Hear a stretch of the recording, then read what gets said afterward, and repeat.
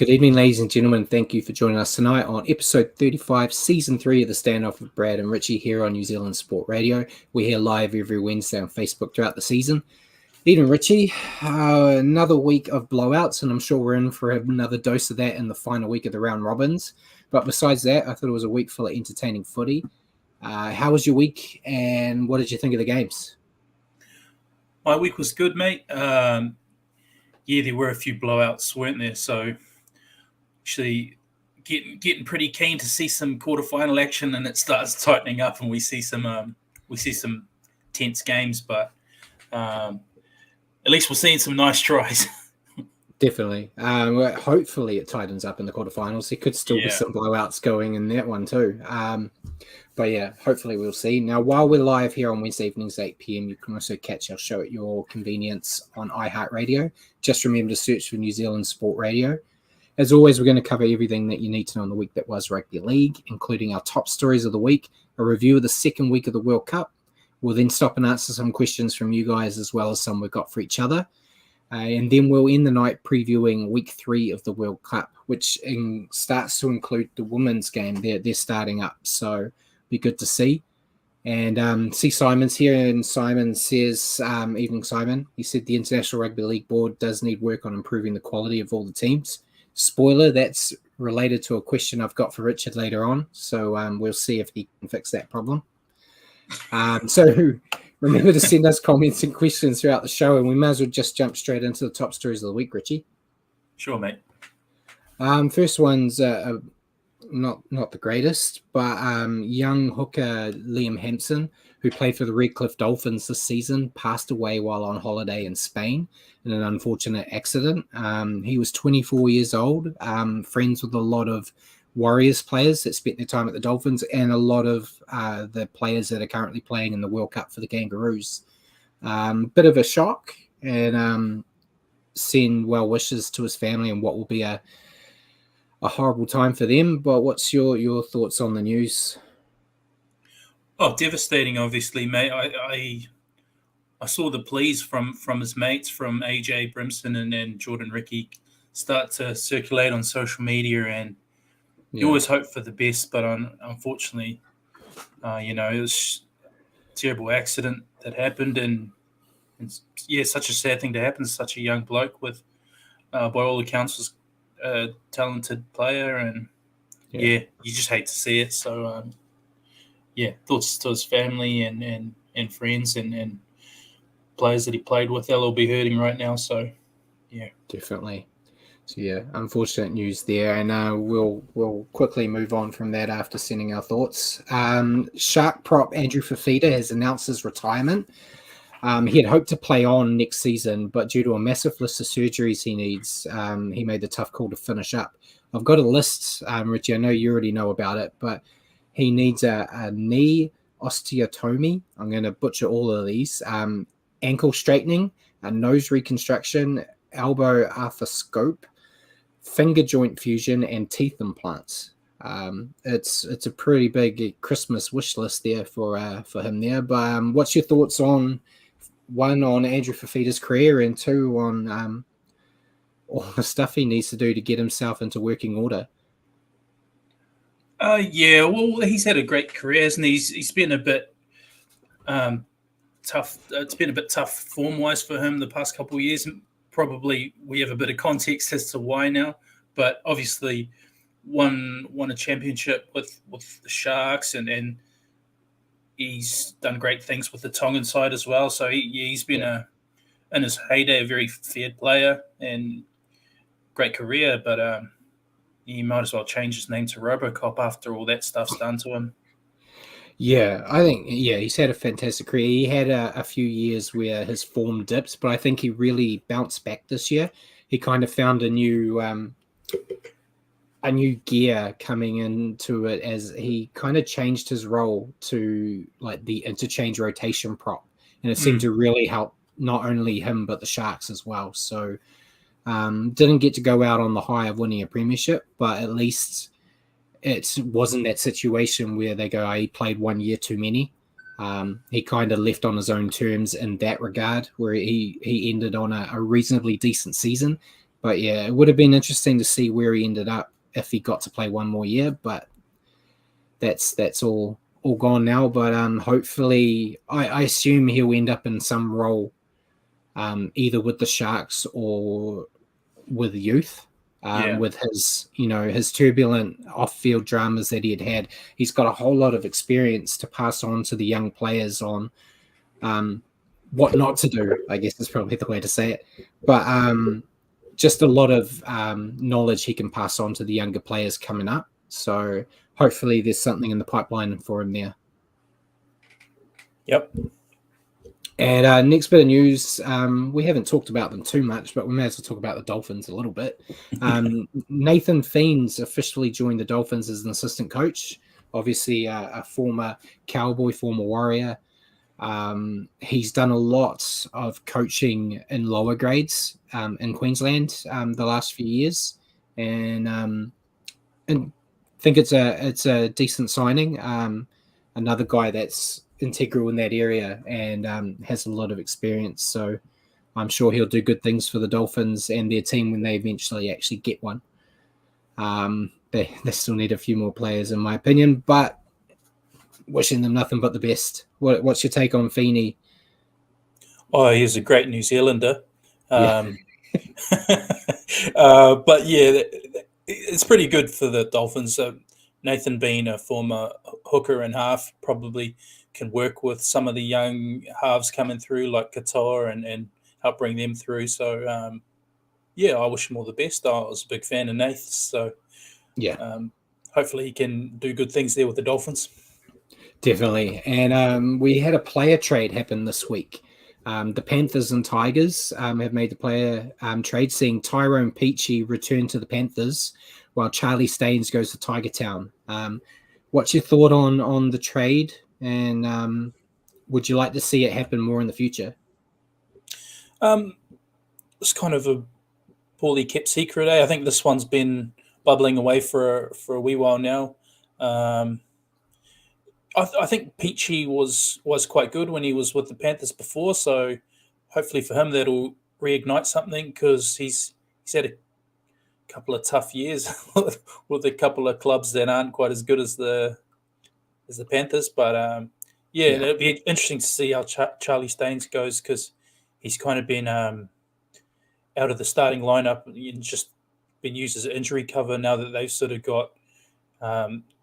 They're pretty stacked in the outside backs, the Panthers. So hopefully he goes there and does well. And would I like to see more player trades in the future? If it benefits the Warriors, absolutely. Yeah, I think Charlie Staines really exploded onto the scene. And then Brian To'o showed up and Charlie Staines, became a second-class citizen. No disrespect to him there, but he was just, there were so many talented players that could get ahead of him there. So I think it's a good move for him. Tyrone Peachey, he's never really looked settled since he left the Panthers. So I think it'll be good for him to go back there and try to rejuvenate his career. So I think it's a win-win for both sides there. I think the Tigers will get more out of Staines than they will with Peachey and vice versa. Yeah. So, good. And I'm kind of the same. If it benefits the Warriors, I'm game for a trade or two. But yeah, we'll see. We'll see what happens. And Simon said, check the West Tigers become the development team for the Penrith Panthers. Pretty much, it kind of feels that way when you think like Dane Lowry was a Panther too. So yeah, it could be that way. They just send them all to the Tigers to get some experience before they bring them home. Interesting times between those two clubs there. But next bit of news, James Tamo, we did talk about it a few weeks ago that the Tigers weren't really going to keep him on, and he was still, a lot of people saying he might retire, but he was still itching to play. He's officially signed with the Cowboys on a 1-year deal. Be good to see him go back there, I guess, for Cowboys fans, end his career at the Cowboys. But what's your take on the news of James Tamo going to the Cowboys? Yeah, he'll be good for the depth there at the Cowboys. Obviously, coming to the end part of his career, but I think he still has a little bit to give, and you could see it in his demeanor towards the end of last year that he didn't want to give it away. So I think it'll be a good move. I know he gets along with some of those Cowboys players, so maybe he should have got suspended at the end of last year, And a bigger suspension than what he got anyway. Yeah, definitely. And keeping with the rumor mill about signings, recently released Dragon George Burgess is in talks to return to the Rabbitohs on a 1-year deal as well. What's your take on that? You think it'll be good to see him go back to the Rabbits? Yeah, I think he'll be a better fit there than what he was at the Dragons. I think those Burgess boys just seem to fit well with Souths. He had a bit of a hard time there at the Dragons, but most of them did. Yeah, I was going to say they all did. Much to your delight, Brad. But, I think that'll be a good move for Georgie and the Rabbitohs. Yeah, so hopefully by next week we'll actually have an official confirmation on that news. But it seems like it's all firming up. Could be a little bit longer due to the World Cup. I'm not sure, but we'll see. But the Titans have joined the releasing game, and they've released Sam Lasoni, effective immediately, and he signed a deal with the Leeds Rhinos. He never really hit the ground running with the Titans, I think it's fair to say. Had a lot of fun playing in the reserve grade over there, basically becoming a halfback, and he's probably going to end up doing the same in Leeds, to be honest. But I think it's a good move for him. He would kill it in the Super League. No disrespect meant for the Super League, but I think he could do very well there. Mate, you stole my thunder. I was just going to say I didn't know Leeds were in the market for a halfback, but there you go. I think you're right, mate. I think Sam's the kind of guy. Obviously, very hard runner. We know a lot about him from his time here, and I think he's the kind of player that'll go over there and do very well. Yeah. Definitely. And then the Roosters, surprising no one, have made a list of signings. They have extended Angus Crichton's contract until the end of 2024, as well as signing Jackson Polo from the Rabbitohs and Jake Turpin from the Broncos. What's your take on that? I think Crichton was a given. They tried to extend it earlier in the year and it got rejected due to salary cap issues. Which surprised everybody because they don't have one. But Jake Turpin's been signed basically to be the depth cover for Brandon Smith, and Jackson Polo just adds to the depth for the backs. And he's shown glimpses of potential. A lot of people won't let him forget his howler he had this season where he dropped, every ball that came his way. But I think he'll really blossom under the likes of the Roosters and Trent Robinson. Yeah, he could do. You're right, though. Jackson Polo and Jake Turpin, good depth signings, especially with Virals on the move. So he'll be a good backup there for the Cheese. And Angus Crichton is a good one for the Roosters. When the offer earlier on the year was initially knocked back, there were even murmurings of Australian rugby going hard to try and secure him, but he's a pretty key part of the edge there for the Roosters, so they'll be happy to have locked him away. Definitely. And that's all I had really for news, but we had a little bit of injuries again, which is unfortunately becoming a theme of this World Cup. But Samoan player Josh Aloiai's World Cup may be over. I haven't got a confirmation on it yet, but he suffered a suspected dislocated kneecap, which, is not pretty. And I'll keep running through all the injuries and we'll just discuss them in one group, if that's okay, Richie. Yeah, absolutely. Kiwis, Moses Leota injured his hamstring, Murata Nakore injured his pec, and Dallin Watani-Zesniak also injured his hamstring. All look set to miss the final round robin match against Ireland, but they're hopeful that they'll be back for the knockout stages. Papua New Guinean winger Xavier Coates is out of the World Cup as well with a hamstring complaint that he suffered during the captain's run.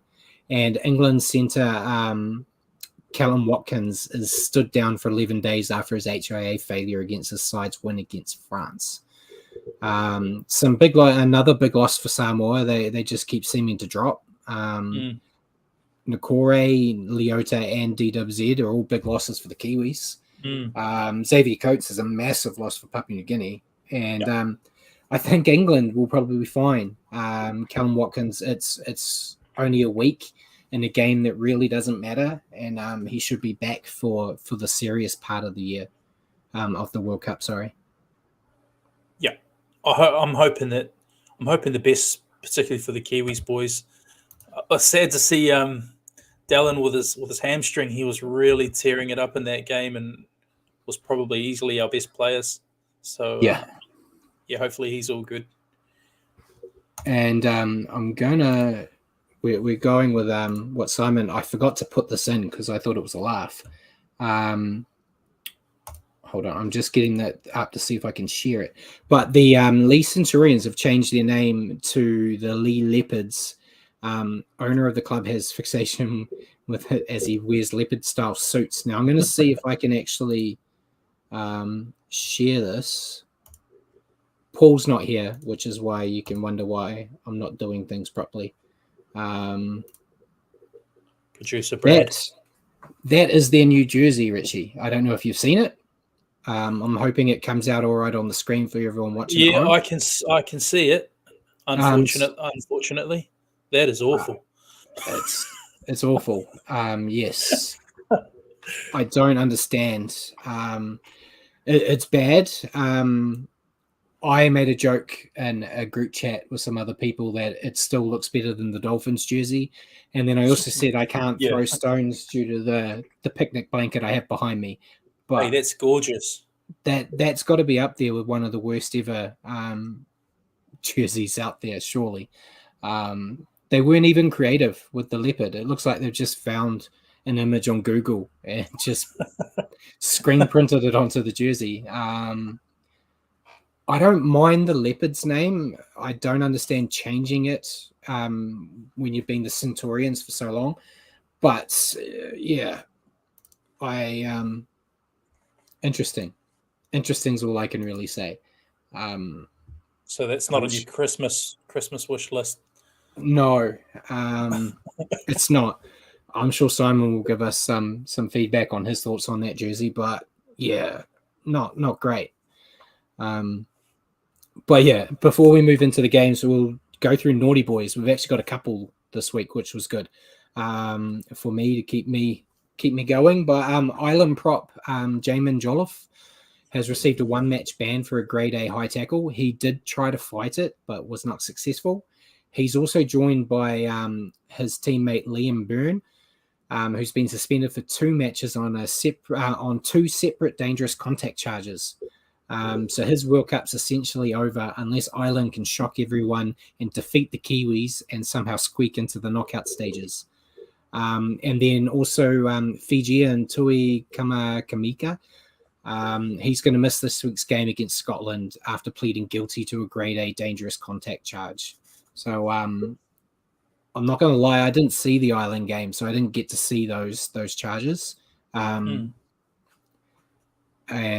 Simon's come back about the jersey and says it's strange having white and black spots. It's a snow leopard. It's a snow leopard, yeah. But yeah, what's your take on those suspensions? We've been relatively lucky with the judiciary compared to what we're used to every week with the NRL.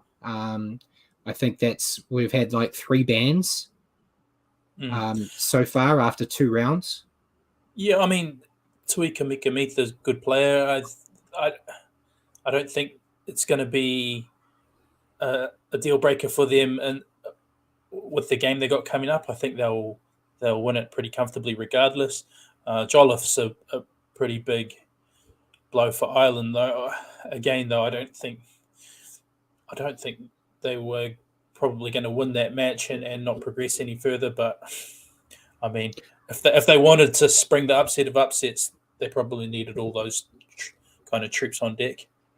Yeah, we'll see. Lebanon are facing in that pool for Ireland. Lebanon are facing Jamaica this week, and Lebanon at the moment are currently tied with Ireland on points. Mm.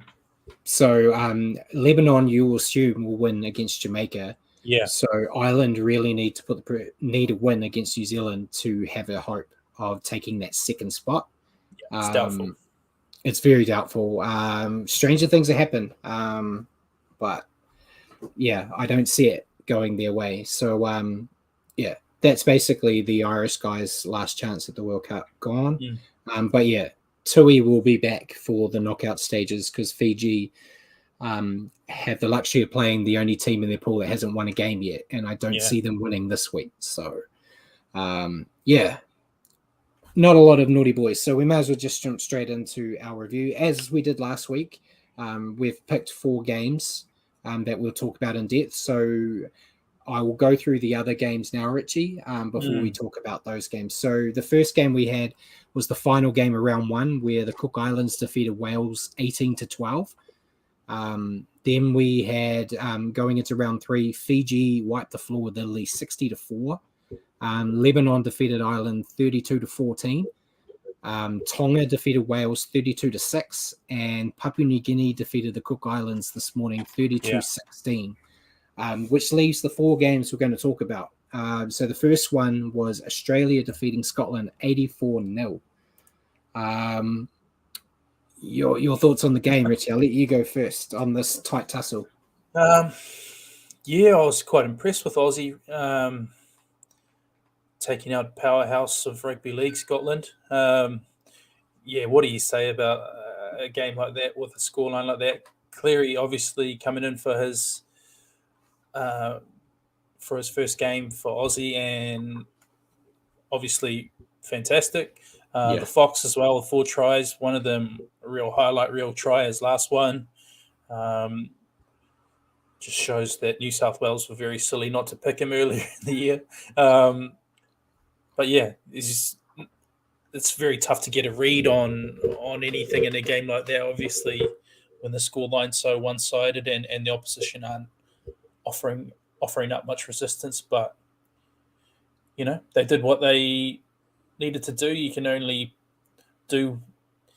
play who's in front of you, and they certainly put to the sword. If it wasn't Australia, I'd be concerned about them in the knockout stages after having easy games all the way through, going like they haven't been battle hardened. But it's Australia, so yeah, it's hard to go. Oh, they might hit a speed bump in the quarterfinal, because they won't. It'll be rinse and repeat. I think an interesting stat from the game was Scotland didn't get a tackle in the Australia's 20-meter area until the 73rd minute. That's crazy. Which is crazy. And I'll give them credit. They were trying their best out there against a team like Australia, which is just full of talent. And Scotland has like 1 or 2 guys out there. They have a couple of guys that are semi-professional, which if you've got that, you're never going to compete against a team stacked like Australia. But yeah, Australia just keep going. Was scary, to be honest. Yes. And yeah, Simon said Super League and the Rugby Football League need to get a Scottish team into the competition, a second division English league, to improve the international game. I'm trying to get more local players instead of heritage. Yeah, that's we'll probably go into that a bit more in depth. I got a few ideas because I know Richard won't come up with any for my question. But it's hard to say. Like the only way you get better is by actually playing. So I know there's been a lot of people out there saying we need to get rid of these teams that are getting smashed, but that's not going to improve the game. Essentially, most people just want to see like a 6 Nations instead of a World Cup. But it would have been nice to see Scotland get a point, but it is what it is. So we'll move on, Richie. We got the next one was England versus France. England defeated France 42-18. To be honest, not as big a score as I thought it was going to be, but still a dominant performance. What was your take on the game? It was about how I expected it, to be honest with you. I think England, um, while they didn't run right like they did against Samoa, they did enough to still look impressive for patches of the game, I thought. And I think they still look like a side to me at home that could challenge. I don't know that they've got it in them to go all the way, but yeah, I think France put up a decent fight and were game, but I think England obviously just a bit too classy, and some very good Super League players in there, and some very good NRL players. Obviously, Radley and Dom Young continue to impress. So, another good performance from England. Yeah, they love making me eat my humble pie. That's for sure. They're looking really good.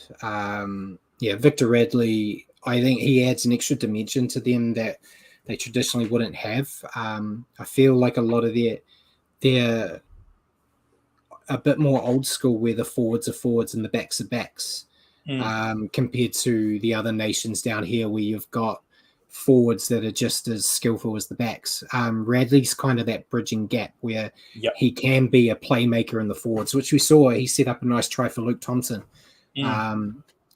But yeah, Dominic Young keeps going from strength to strength for them. Ryan Hall played really well as well. He did. He scored a nice double, and I think he's almost a try a game at the moment playing for England. But yeah, I think France did well. They were tougher than I thought, which is good. But yeah, still, I think they'll grow. Simon said, France need to play the other nations earlier in the season, and like test with Pacific nations and things like that. I think the fact that they had two teams in the Super League, now back to the one, but they're starting to build their local comp a bit better, which should see them blossom on the international stage, hopefully. But it just takes time. Again, I'm going to cover that in the question because I've got a rugby union analogy for that, which I'm sure Paul would have loved if Paul was here. So we'll move on to the next game, probably the game that we can guarantee a lot of people watched, which was New Zealand defeating Jamaica 68-6. I think we have different views on this game because I came out of it very deflated. But what was your take on the game? No, I don't think we differed too much there, mate, because I wasn't exactly doing cartwheels at the end of this game. Game full of party tricks.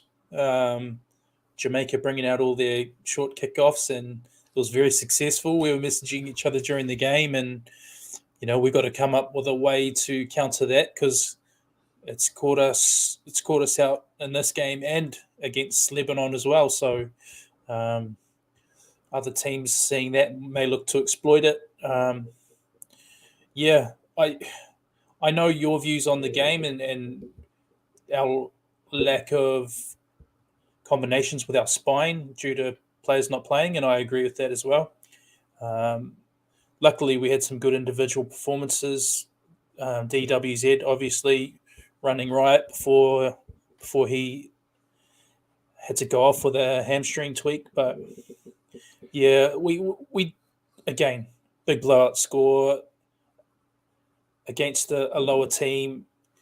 It's hard to get a read on anything. But we got to give mention to Jamaica as well, scoring their first ever World Cup try and celebrating it as they should. So it was nice to see that from them.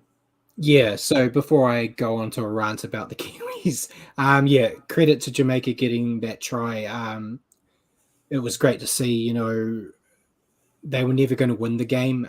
It was always going to be by how much they got beaten. But to see them actually get a try when, they should have really pushed to get a try last in the first round instead of just going for two. But yeah, I thought it was great from them, and there were facets in that game where they were dominating the Kiwis, which I'm sure, they didn't win, and that's the name of the game. But it was, I've got it here, the completion rate. So the Kiwis ended the game with a 69% completion rate. The Jamaicans ended up with 87. And I know, like, you look at the scoreline, but they they had 27 complete sets compared to the Kiwis 29. So they had around the same.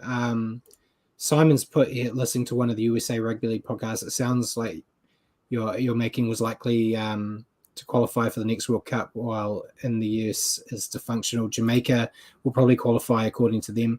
I think Jamaica will qualify for the next one. But it was the short kickoffs. Like, I know you've just talked about it. All I was seeing when I was watching the game of short kickoffs is Nathan Cleary in the semi-final doing that, and the Australians, putting 50 or 60 on the Kiwis because they just starved them of ball with short kickoffs.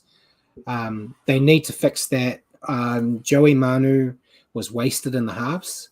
I feel like it really took his impact out of the game compared to when he's at fullback. I know it was a late change due to Dylan Brown not being well, but hopefully we see Dylan Brown and Jerome Hughes both playing this week, because I want to see that halves pairing actually play together before we get into the serious games. But yeah, it's making it sound like it was a loss.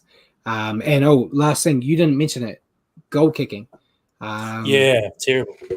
Kieran Foran needs to stay as far away from that goal kicking job as he can. And Dallin did his best. You could kind of see when he was having a few goes, he was kind of laughing. It looks like he hasn't done it in years.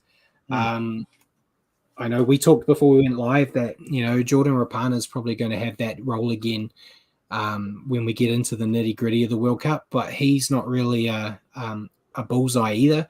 He's the best they've got, but that kind of adds to my question: would that have been a reason to bring Sean Johnson along just to be a goal kicker?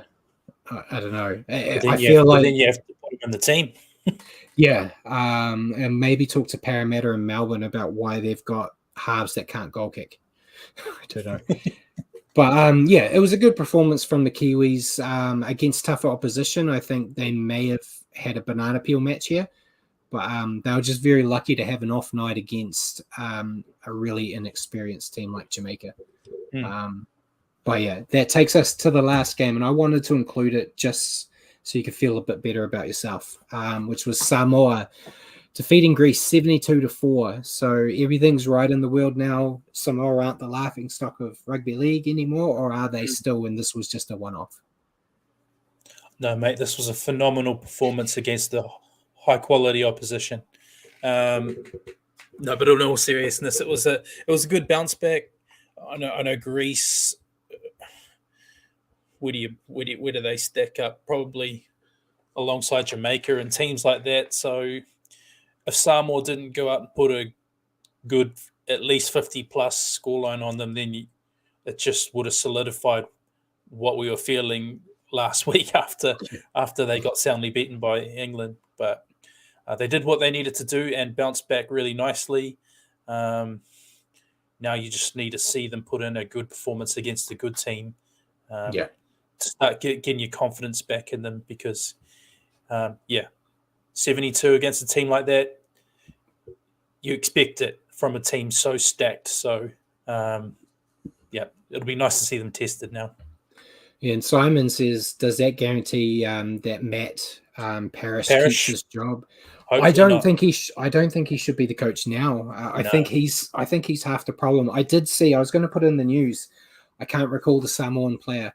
A former player that was, I believe, captain at one point, was invited to come to camp to kind of give like a pep talk. And when he got there, Matt Parrish told him to piss off, which just shows he's not in line with the culture.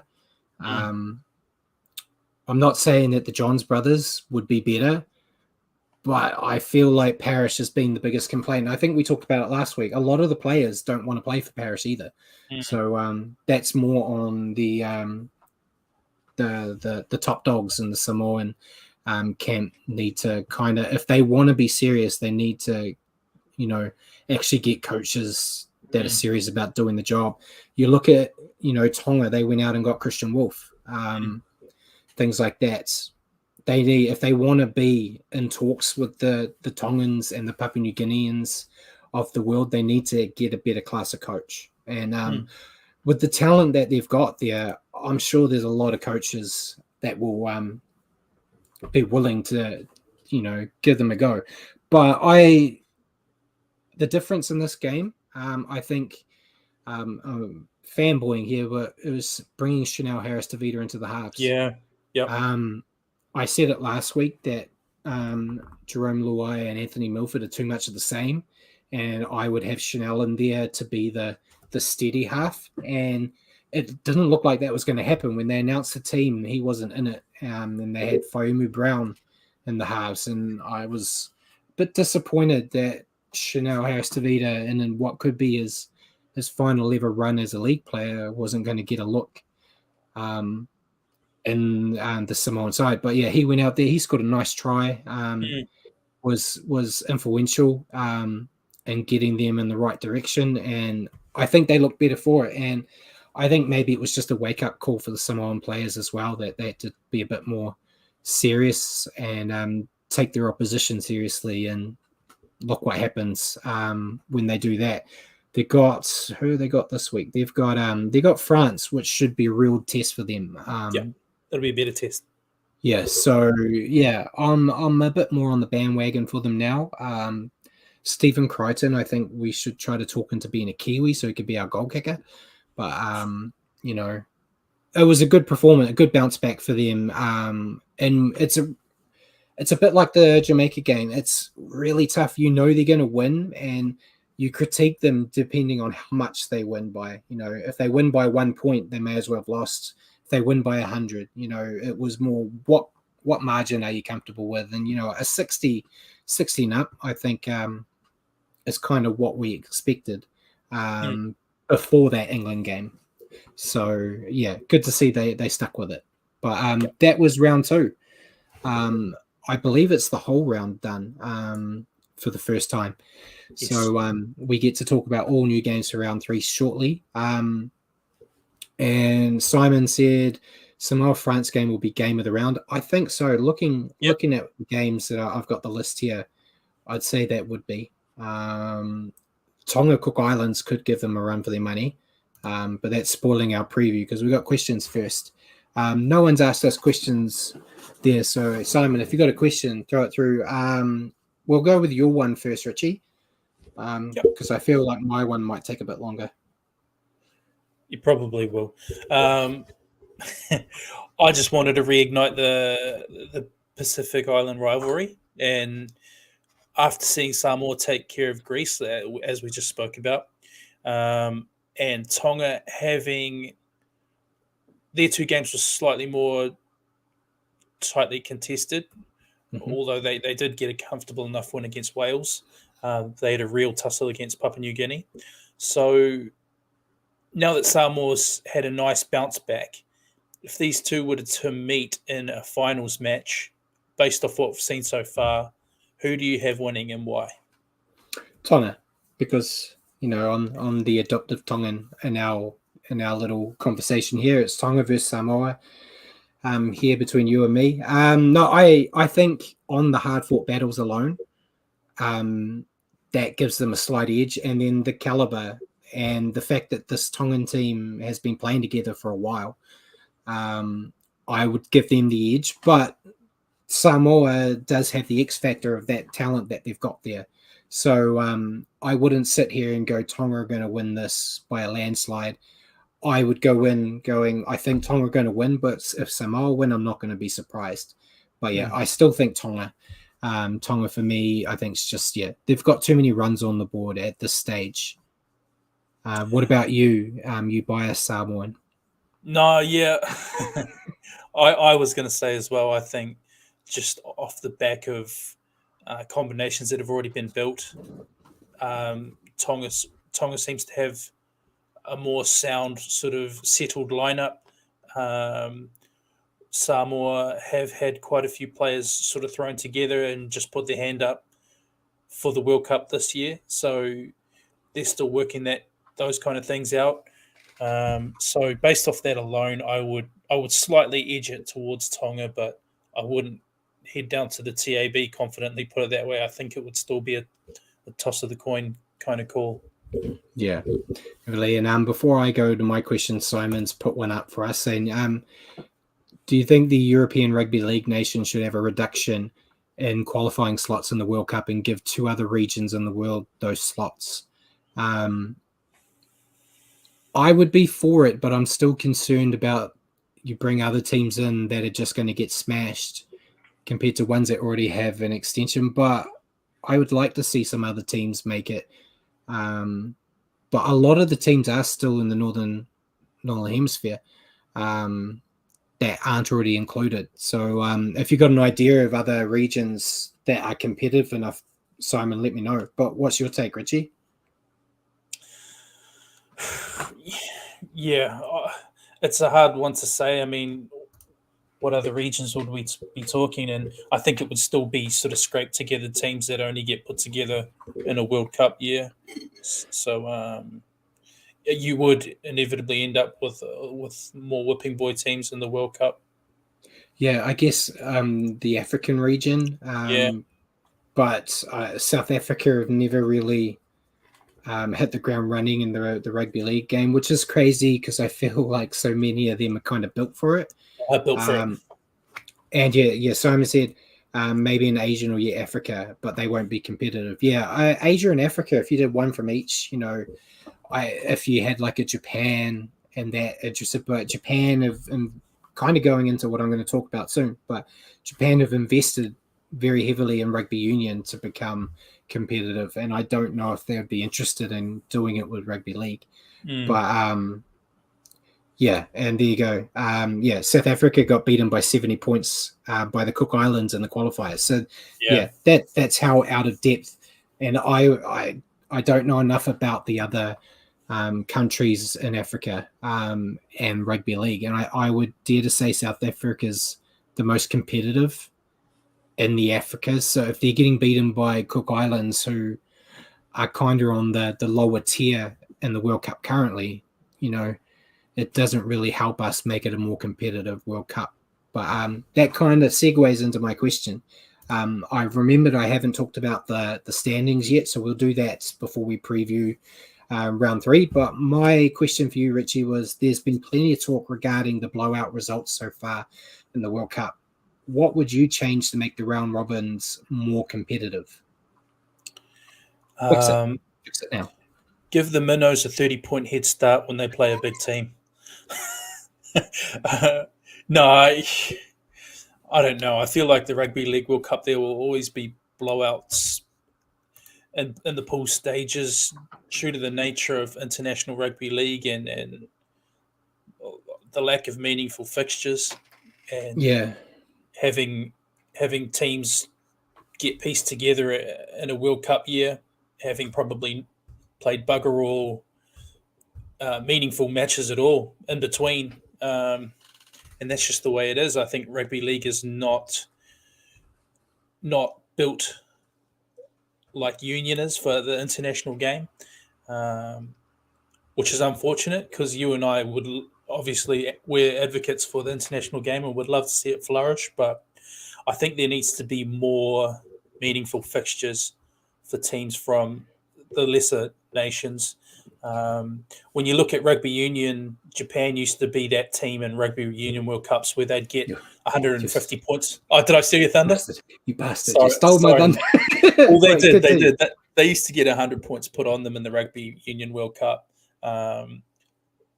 They got a lot more. They put a lot of work into investing in their program and getting meaningful fixtures, making their domestic competition a meaningful one with good international players, sprinkling of good international players, but also a good local base of players to learn from the imports.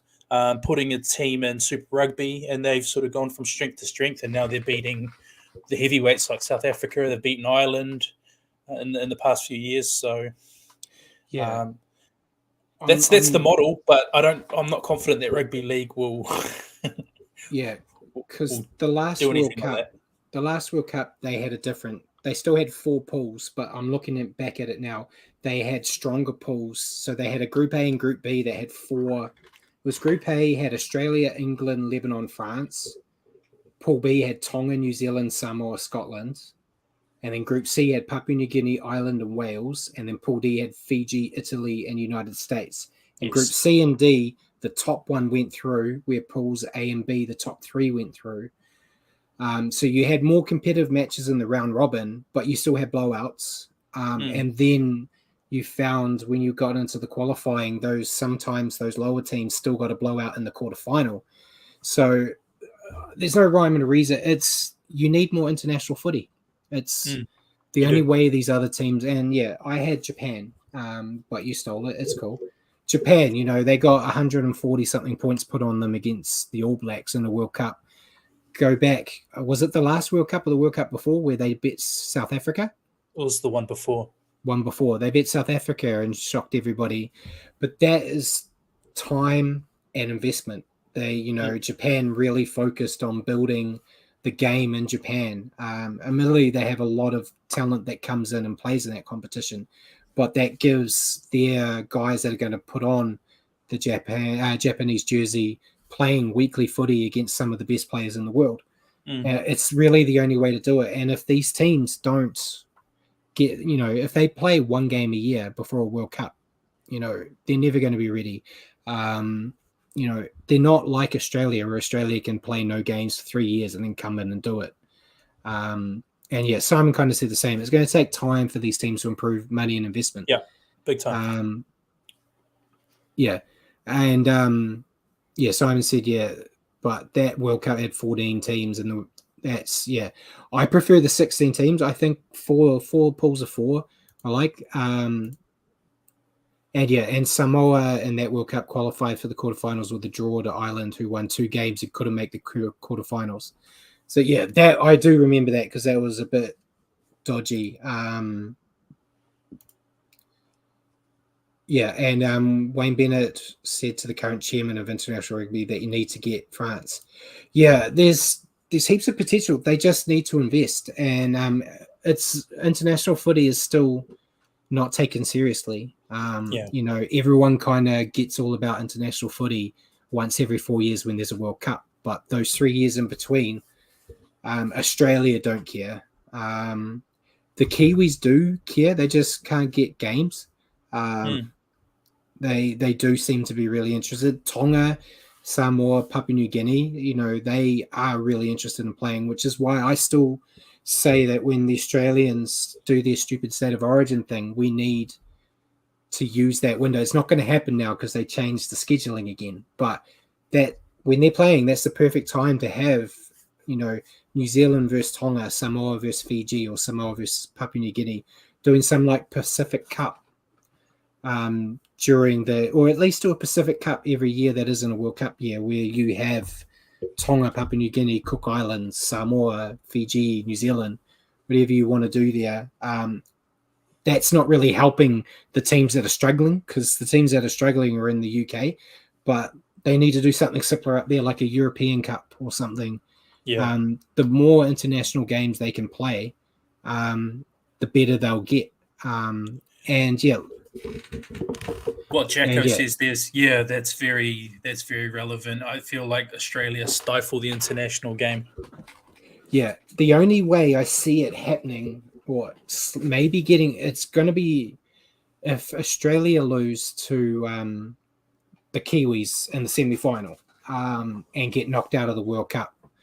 Australia might get up and notice, because at the moment they cannot try and win. And Simon does say they do have a European Cup. Sometimes it doubles as a qualifier every 2 years, depending on what kind. It go twofold. If Australia get knocked out, they will either go, we need to get the international game better, or they might secretly want to make it worse so they have a better shot at winning, or they go and pull everyone back from being allowed to play for Tonga and Samoa, going, if you play New South Wales or Queensland, you play for Australia because it's depleting us. So it's a double-edged sword there. They could either decide to help or they could hinder. Like Callum has said here, he's Australian. He's prepared to give Australia middle finger over this issue. I tend to side on the part that they'll hinder the international footy for their own benefit. But yeah, I just want to see it more competitive. But yeah, it's going to take a lot of time, a lot of money. Hopefully they do put something in place for the next World Cup, which I believe is in France. Simon will correct me if I'm wrong. Yeah. And Jacko said unions grow since turning professionals left league in the dust, but Aussie just don't care. Yeah, all they care about is State of Origin and NRL, which, you know, that's where their money comes from. So I do get it from that point of view, but basically in union and everything, Super Rugby and all that is, you know, second fiddle to the international game.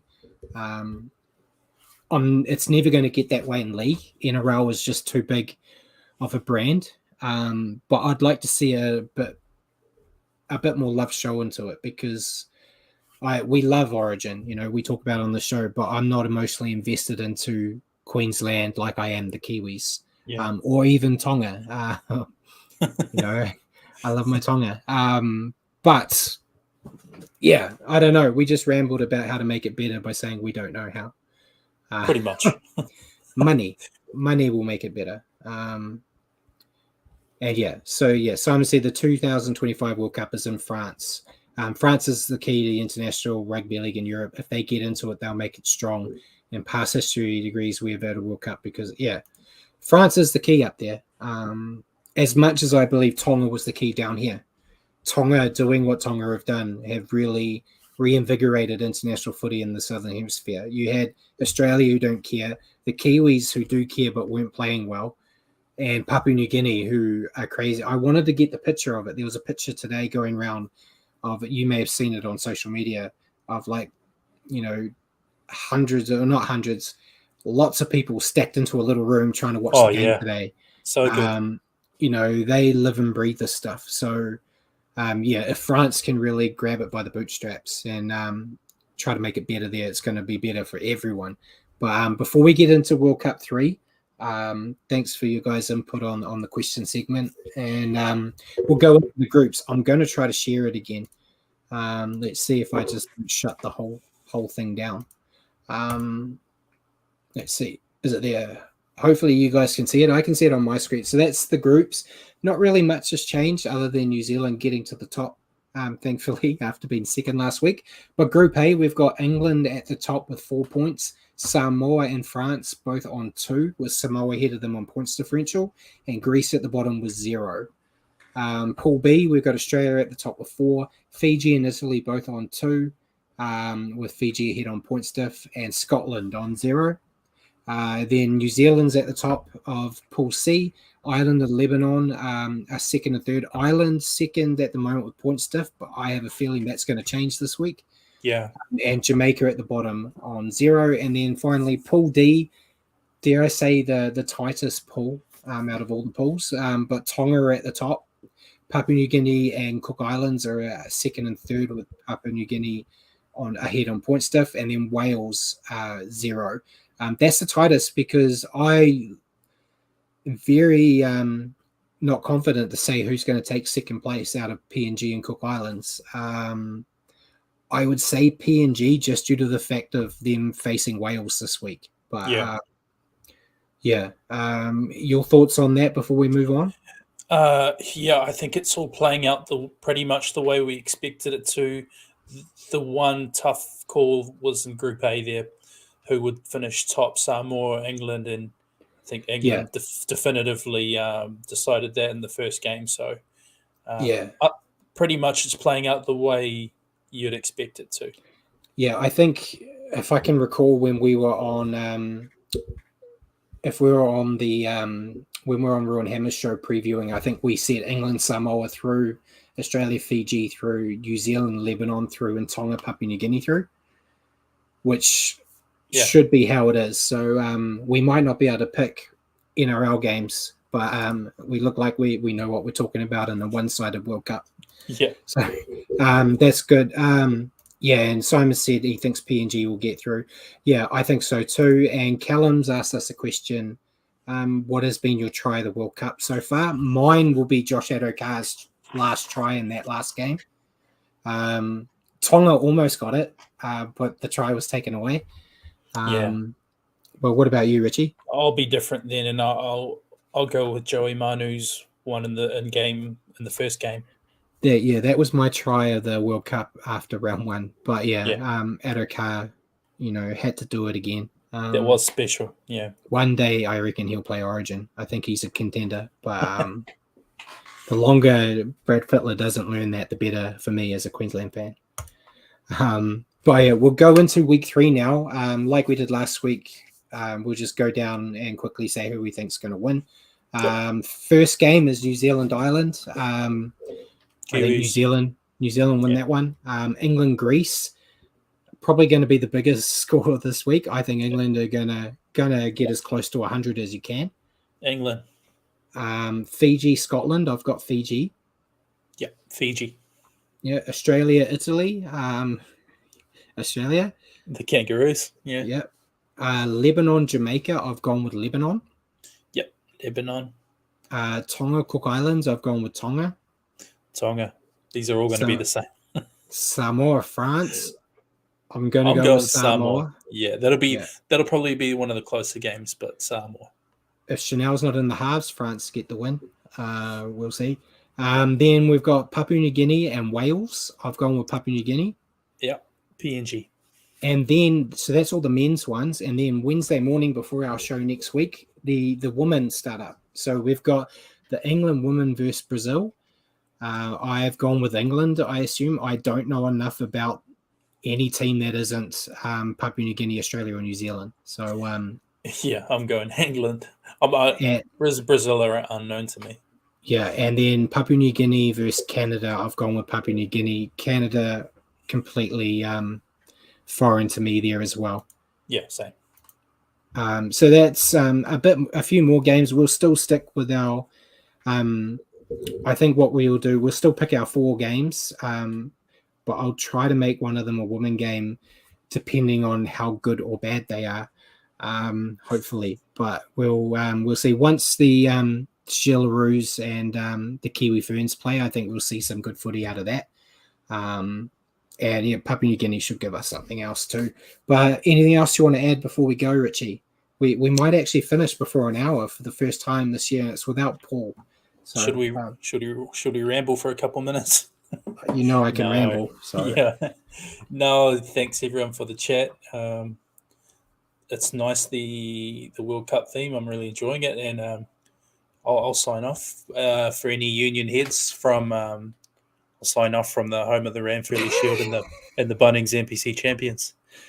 Yeah, that's nice to see. You turned your back on our counties so quick. I think we're still in that up and down flow of the round robins. I think once we get into those knockout stages, it's going to get to some interesting chats, I think, with some better performances. We'll talk about the women's game, and we're going to start throwing in the wheelchair games when they start as well. I'm still not sure if we can even watch them on Spark or not, but we'll keep up to date on all that. I've got a big spreadsheet of all the games, so we make sure we don't miss any. And I think we may as well talk about it now, because I am going to go past that hour. I'm going to do it just to spite Paul. The way it's worked out, when we do the final World Cup episode, which we go over the 3 finals, that will be our 99th episode. So we'll probably be starting season 4 on episode 100. Not really sure what we're going to do yet, but I think it'll be cool. It'll be a good show that we'll hit the ground running with in 2023, no doubt, with the 100th episode. And Simon's just said, the women and wheelchair games that will be on Spark. Okay, cool. I knew the women's games were, but I just wasn't sure about wheelchairs. So I've never actually watched a wheelchair game before. So I'm going to be interested. I know New Zealand don't have a team, but I'm still interested to see how it goes. So big ups to that. And until next week, thank you all for joining us. Remember to tune in 8 p.m. next week when we go over round 3 and look into the quarterfinals. Cheers for joining me again, Richie. Thank you all for watching, and good night, everyone.